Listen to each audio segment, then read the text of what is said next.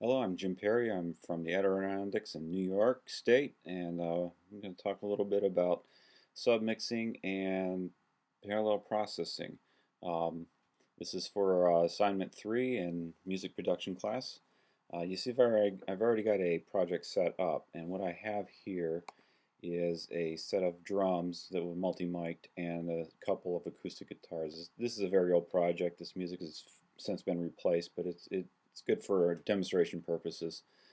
If we go back to the mixing board, here are my drum tracks here, and you notice I've already set up each of these drum tracks is being sent to an aux.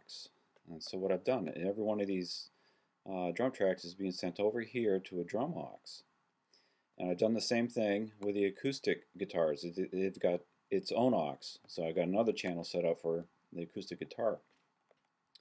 So if we start playing this, all we hear is one instrument, the bass, and that's because that's the only fader that's up right now is this bass guitar. Well, let's bring up the acoustic aux. So there's two guitars attached to that, and they're panned over here. You can see they're panned, and then this stereo strip shows the panning effect of these being panned to left and right. And let's bring up the drums. And there they are. And the advantage of this is, even though all these drums have, the drum tracks themselves have their own personal equalization on them, now you can process the whole kit as a whole on this channel. You see? As I sweep the frequencies, I'm affecting the whole kit.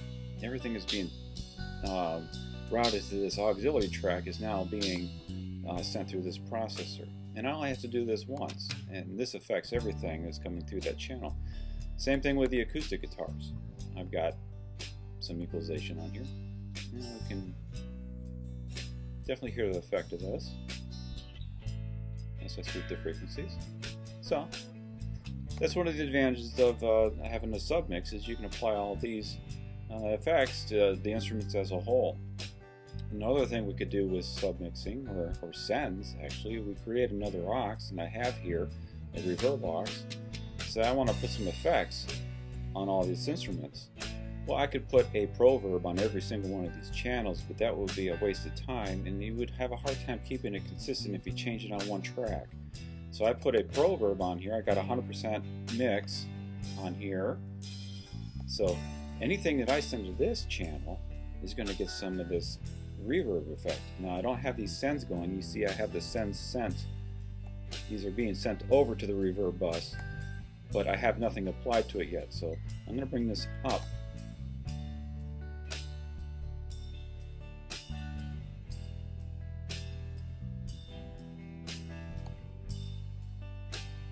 Here,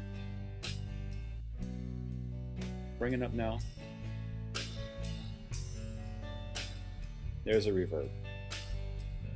Now if I want to make the drums dry again, there they are, dry. I want to send some more to the reverb channel. There they are, reverb.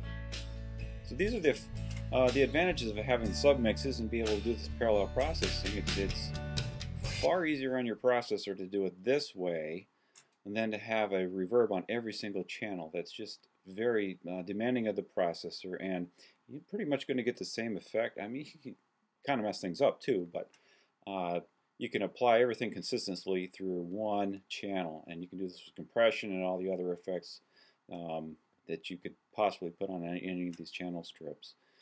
But in the interest of time, I just wanted to give a brief overview of that, and thank you for listening. I hope you enjoyed it.